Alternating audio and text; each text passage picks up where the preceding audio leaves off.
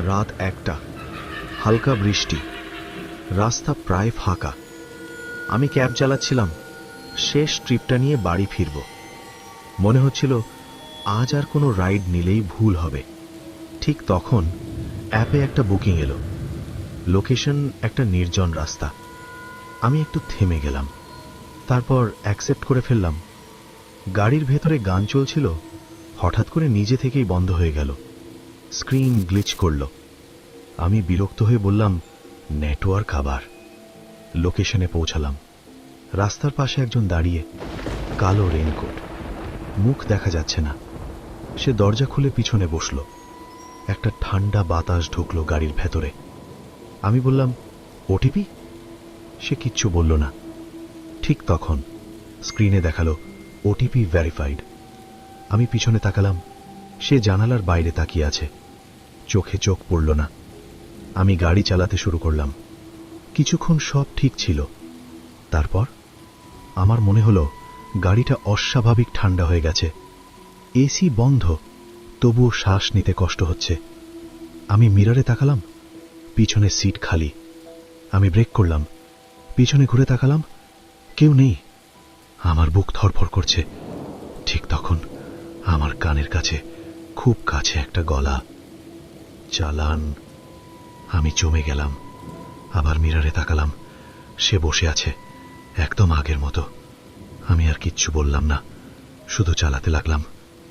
হঠাৎ রাস্তায় আরেকটা ক্যাব দাঁড়িয়ে। ড্রাইভার আমাকে হাত দেখালো। আমি গাড়ি থামালাম।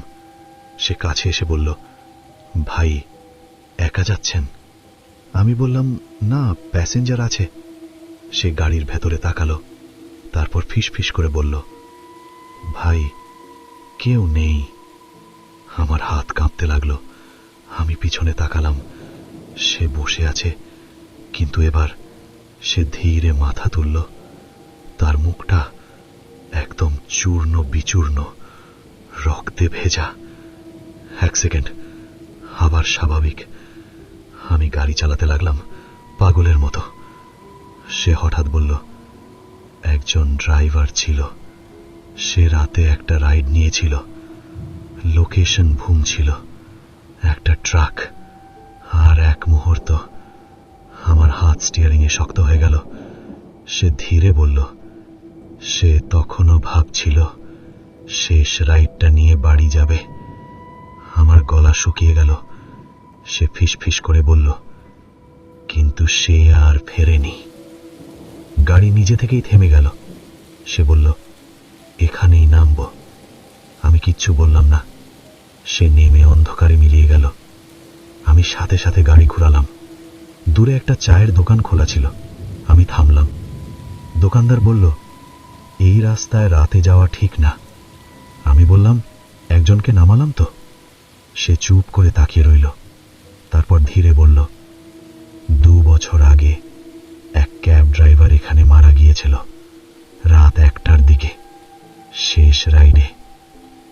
আমার শরীর ঠান্ডা হয়ে গেল।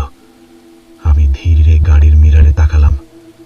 পিছনের সিটে সে আবার বসে আছে, চুপচাপ আমার দিকে তাকিয়ে।